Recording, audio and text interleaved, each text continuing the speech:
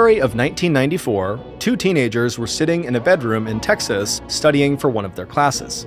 At some point, one of the teens picked up a copy of Shakespeare's play called Hamlet and began reading lines out loud. And at some point, the teen who was reading read aloud a particularly famous section of the play that deals with death. And at this point, the teen who was listening started rocking back and forth before finally just starting to sob.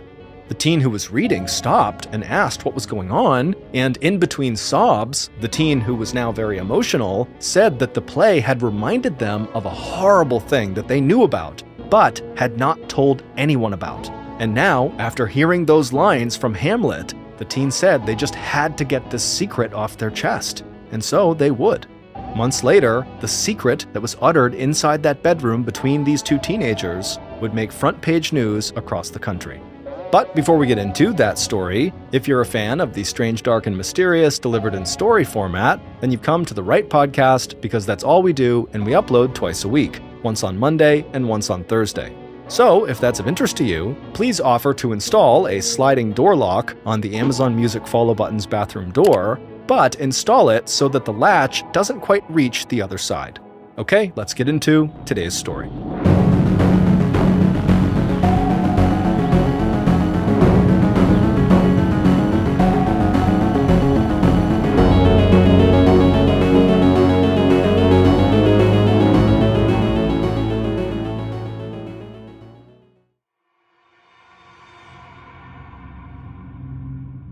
On a December night in 1992, in a little apartment in a tiny Texas town called Mansfield, a 16-year-old girl named Marie Robards sat down at the dinner table.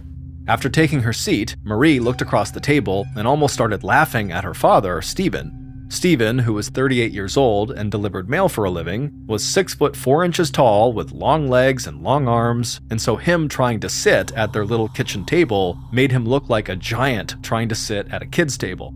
Stephen saw Marie smiling at him, and he smiled back, and then the two of them sniffed the air and exchanged excited looks.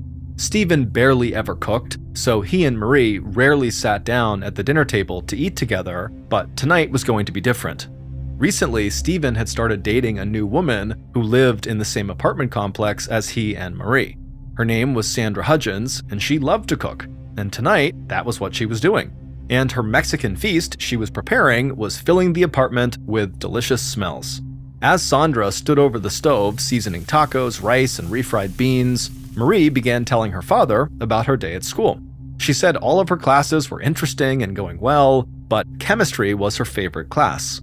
In fact, she said she loved science in general so much that she had started thinking about going into a pre-med program when she went to college in a couple of years so she could become a doctor.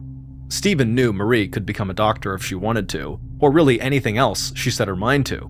His daughter was intelligent, beautiful, charismatic, and a highly disciplined student. So much so that on the weekends, Marie often stayed in and just did schoolwork while most of her friends and peers were out and having fun and partying.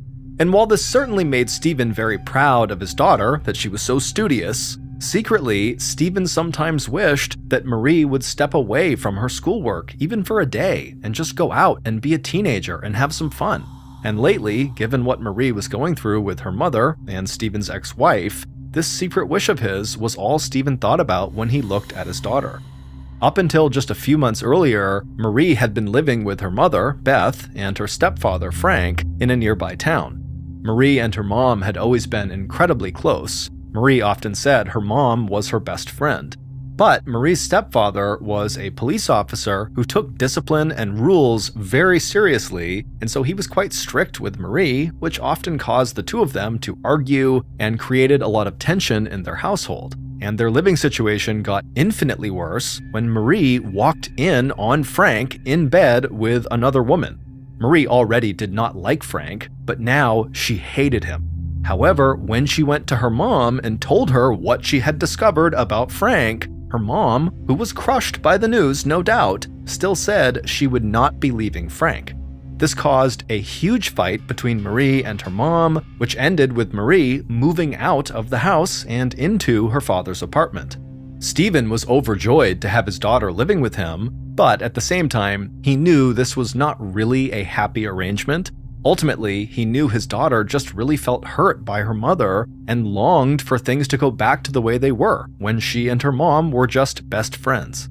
In the kitchen, Sandra announced that dinner was ready, and she turned away from the stove and began walking over to the dinner table, her hands full of serving dishes. And right as Marie got up to help Sandra put the food on the table, the landline telephone rang in the living room.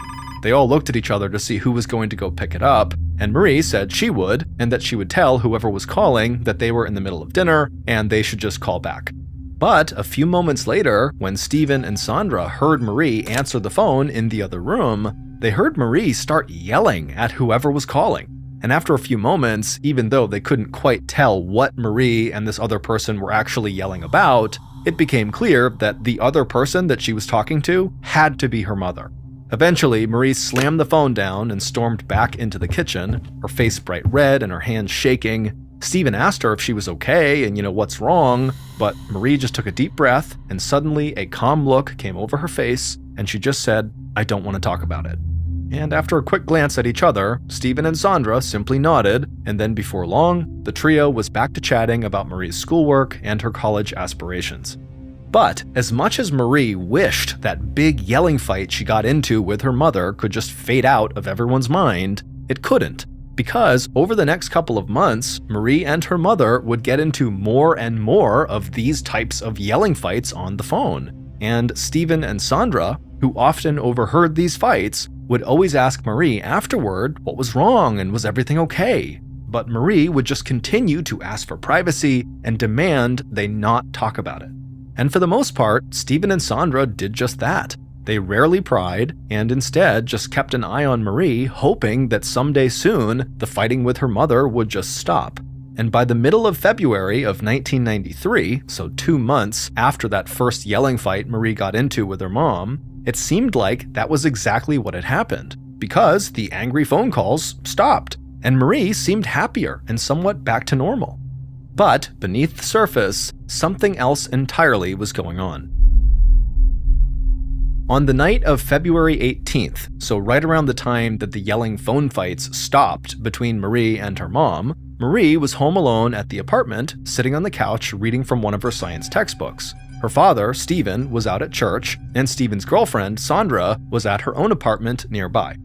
As Marie flipped through the pages, she heard something bang against the front door. She wasn't sure if someone had knocked, or if maybe someone had accidentally hit the outside of their door, and so Marie just sat there for a second staring at the door, wondering if the knocking sound would start again, and after a few seconds, she heard it again.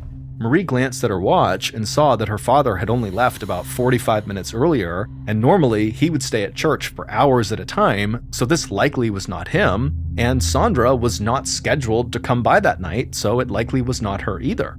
Marie waited a moment, and when she heard yet another bang, she called out to see who was there, but no one answered. After a few more moments of silence, Marie stood up and began walking over to the door, but before she could get there, the front door suddenly flew open, and her father stumbled inside, and he looked absolutely terrible. His face was pale, and even though it was cold outside, there was sweat dripping down his forehead, and his dress shirt was also drenched in sweat. Marie frantically began asking her dad what was wrong, what was going on, but all Stephen could get out was that he needed to lay down. So Marie rushed over and helped her enormous father stumble across the room until he kind of collapsed on the couch. And then once he was lying down, Marie, who was really starting to panic, told her father she was going to get Sandra and she'd be right back. And so a moment later, Marie had run out the front door into the cold night air, and she charged across the parking lot over to the row of apartments where Sandra lived, and then once she found Sandra's door, she began pounding on it. When Sandra flung the door open, wondering what was going on, Marie quickly explained that her father was very sick and they needed to do something, and so without asking any more questions, Sandra just ran with Marie back to the apartment.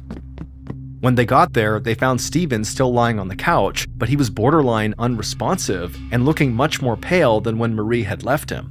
Sandra had no idea what was going on, but she knew whatever this was, it was bad, and so she rushed into the living room, she picked up the phone, and she dialed 911. The paramedics would arrive just a few minutes later, but it was already too late. Stephen had died. Shortly after his death, the coroner would conduct an autopsy and conclude that Stephen had died from a heart attack. After her father's death, Marie, who was totally crushed, moved back in with her mother, Beth, and her stepfather, Frank. Even though Marie and her mother had stopped fighting, their relationship was by no means fixed, and Marie still hated Frank. But Beth promised Marie that things would be different this time around, and true to her word, Beth made a real effort to spend as much time as she could with Marie, just like the old days. And for a time, despite the tragic loss of her father, Marie was basically happy. But in the summer of 1993, a few months after Stephen died, Marie discovered a note that another woman had written to Frank, and based on that note, it was obvious to Marie that Frank was still cheating on her mother. But again, when Marie brought this note to her mother and pleaded with her to leave Frank and for them to just go live by themselves somewhere else, Marie's mother refused and said she would not be leaving Frank no matter what. And when she said that, Marie felt like her mother had turned her back on her and was choosing Frank over her own daughter. As such, Marie decided that she could not bear to live with either of them anymore. So in June, just 4 months after Marie had moved back in with her mom, Marie moved out again, this time to live with her grandfather, who lived in Mansfield, the same town where Stephen's apartment had been. Right away, Marie felt totally relieved to be away from all the drama surrounding her mother and Frank. And not long after moving in with her grandfather, Marie's senior year of high school began, and quickly, Marie was fully immersed in her schoolwork and spending almost no time worrying about all the issues in her family. Marie also began going out and seeing friends on the weekends, just like her father had always secretly hoped she would. But as happy and normal as Marie seemed, beneath the surface, this was not true. Because Marie had a secret that she was now starting to struggle to contain.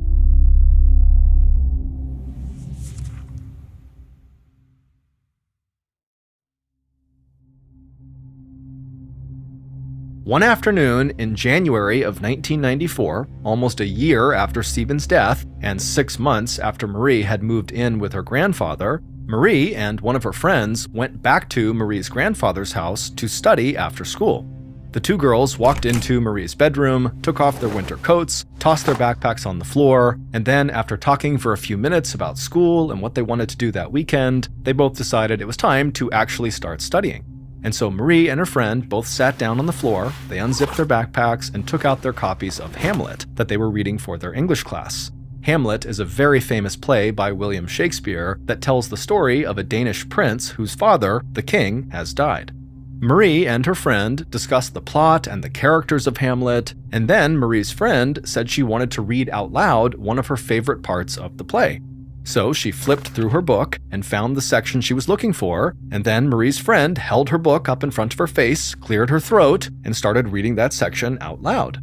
Marie's friend read a part of a very intense scene where one of the characters reveals a secret he's kept throughout the play. "Oh, wretched state! Oh, bosom black as death!" the character cries out to make it clear how upset he is about this secret. Marie listened to her friend read this part, and all of a sudden, she began feeling this pit in her stomach forming. Marie's hands started to tremble, she felt a lump growing in her throat, and then she just started sobbing. Her friend who was reading was stunned, and she stopped reading mid-sentence and asked Marie what was wrong. Marie struggled to catch her breath. Then she wiped the tears from her eyes, and she looked up, and through a cracking voice, she told her friend that, like the character in the play, she too had a secret that she had never told anyone, but now she had to get it off her chest. Marie's friend was stunned at this revelation, but quickly told Marie that she could trust her, and that whatever this secret was, she was sure Marie would be okay, that they could figure out what to do together. But when Marie actually began telling the friend what this secret was, the friend's face went pale and her mouth opened in horror. Marie's secret, which had to do with her deceased father, was way bigger than the friend had anticipated. And if this was true, and the friend told anyone about it, it would make headlines around the country. Based on this wild secret story that Marie would tell her friend, and on later interviews conducted with Marie and Stephen's friends and family, here is a reconstruction of what happened the night Stephen Robards died in his apartment on February 18th, 1993. On February 18th, about an hour before Stephen left for church, a delivery person arrived at Stephen and Marie's apartment with the takeout Mexican food Stephen had ordered for dinner. After paying the delivery person, Stephen put the containers of food on the kitchen counter so Marie could begin eating, while Stephen stepped into the other room to get dressed for church. When he came back out again, he wolfed down a plate of food, gave Marie a kiss and said goodbye, and then headed out the door for the night. Once outside, Stephen got into his car and made the short drive to the church he attended in his neighborhood. He was in a great mood because he always looked forward to weeknight services. There was usually a smaller crowd than on Sundays, so it was easier for him to talk to friends and share in the community experience the church had to offer. When Stephen finally arrived at the church, he stepped out of his car and began walking towards the entrance. Even though it was a cold winter night for North Texas, with temperatures lower than 40 degrees Fahrenheit, Stephen felt warm and sweat was starting to bead on his forehead. But he just wiped the sweat away and didn't think too much about it. Stephen walked inside the church, took off his coat, and began chatting with other members of the congregation who were standing near the front door greeting new arrivals. A few moments later, Stephen had left the front entryway and made his way to a seat in one of the church's long wooden pews. Shortly after that, as the minister took his place in front of the congregation and got ready to begin the service, Stephen's vision began to blur. He felt sweat dripping down his forehead again, and now he was having a hard time focusing, like he was overtired or something. But Stephen just continued to wipe the sweat away and told himself everything was fine. But just a few moments later, he began to feel a sharp pain in his stomach. Stephen winced and grabbed at his midsection and bent over in the pew.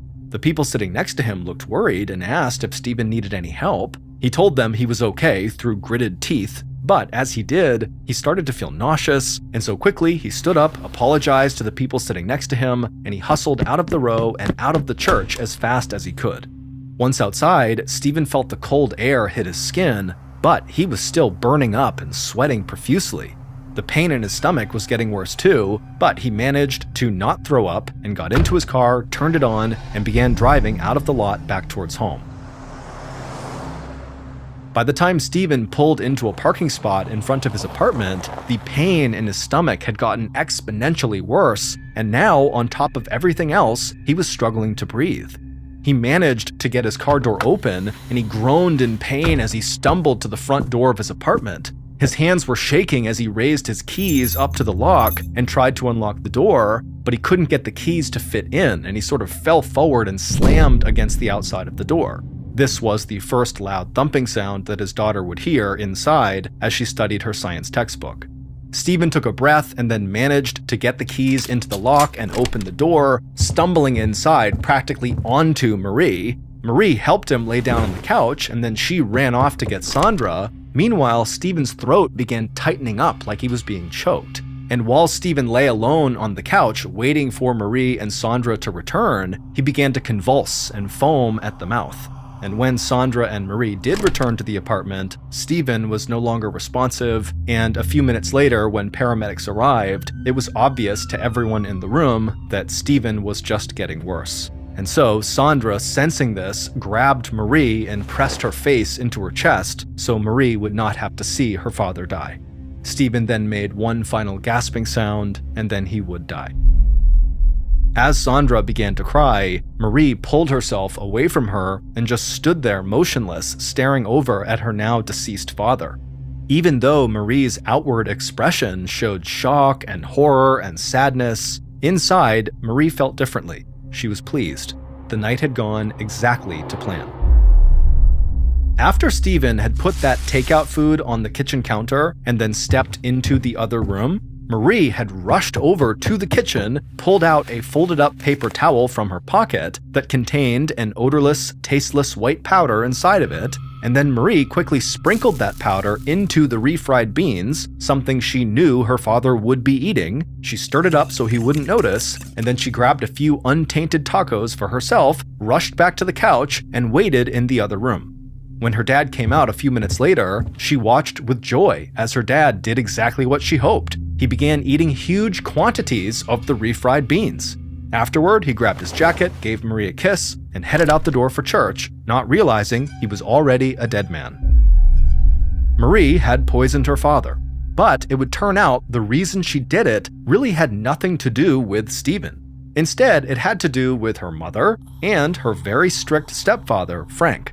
Frank believed it was very important that Marie, whose parents were obviously divorced, pick which biological parent, Beth or Stephen, she wanted to live with. And once that decision was made, he told her it was final. Frank did not want Marie to feel like she could bounce back and forth from one household to the other. She basically needed to commit to one family or the other, and that was it. And Frank told Marie, who was living with Frank and Beth, and so her de facto decision had been to live with them, that if Marie ever moved out to go live with Stephen, then Marie would never be welcome back to live with Beth and Frank. And after Marie caught Frank cheating on her mother, and her mother refused to leave Frank, Marie moved out of the house and in with Stephen. But shortly after moving in with Stephen, Marie had a change of heart and missed her mother terribly and wanted to move back in with her and with Frank. But because of Frank's rule, Frank said no. Marie had been furious and tried to persuade her mother to change Frank's mind and let her come back home and live with them, but her mother continued to stand by Frank and just said, no, you need to stay with your father now. And so this led to all of those yelling fights Marie got into with her mother on the phone that Stephen and Sandra kept overhearing. Marie was absolutely furious and heartbroken and eventually felt so desperate to find a way to go live with her mom again that she decided the only way was to kill her father, because then her mother and Frank would have to take her back. And so, on February 18th, 1993, Marie poisoned her father's refried beans with a chemical called barium acetate, which is toxic to humans. Marie had stolen the chemical from her chemistry classroom.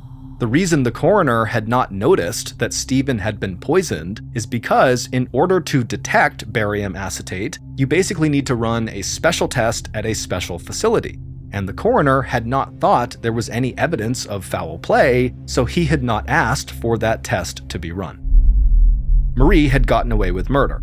But nearly a year later, while studying Hamlet, Marie's friend happened to read the part of the play out loud where Hamlet's uncle admits to killing Hamlet's father. And in that moment in the play, Hamlet's uncle realizes he'll never be forgiven because no matter what he does, he will always be a murderer. And when Marie heard those words, "Oh wretched state, oh bosom black as death," she felt a crushing sense of guilt wash over her, and she promptly confessed to her friend what she had done to her father. Marie's friend kept Marie's secret for several months, and during that time, Marie did get to move back in with her mother, until of course she moved out again after catching Frank cheating again, and she moved in with her grandfather, and then shortly after that, Marie's friend did go to police, at which point Marie was arrested. Marie was ultimately found guilty of murder and sentenced to 28 years in prison. However, in 2003, she was granted parole and is believed to still be living in Texas today under a different last name.